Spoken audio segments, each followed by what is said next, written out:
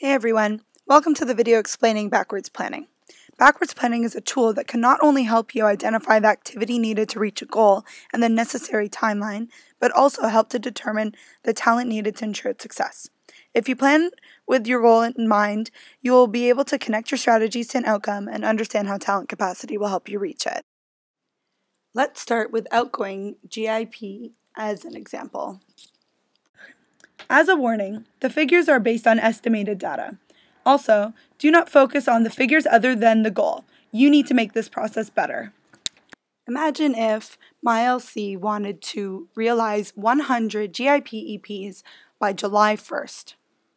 From looking at previous results, I can see that most matched EPs take about 2 months to realize, but 95% of them do.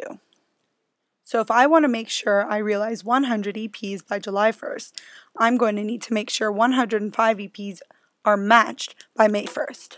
I then should ask myself what my matching rate is.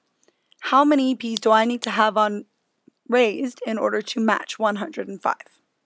I notice that only 47% of our available EPs have been matched in the past. I can also see that it normally takes about 2 months for an EP to be matched. So I know that by March 1st, I'm going to have to raise at least 223 EPs. Most of the time, those who have paid generally end up raised on the system.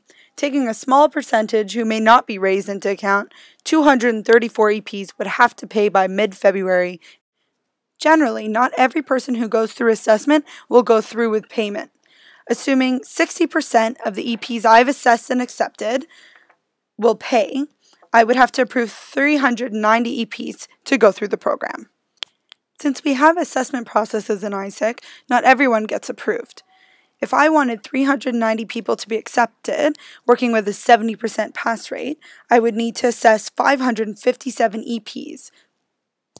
And while it's unfortunate, not every single person who signs up for ISIC will actually want to continue and be assessed. Looking at my previous statistics, I know that about 50% of signups actually want to be assessed. So I will need to have 1,114 signups by mid-January in order to create a pipeline for my 100 EPs realized. So what does this all tell me? I need to make sure 1,114 people sign up for ISIC. This is my goal of promotions, and it means that I need to target the appropriate people, go through the appropriate channels, and have the best message possible to reach all of these people.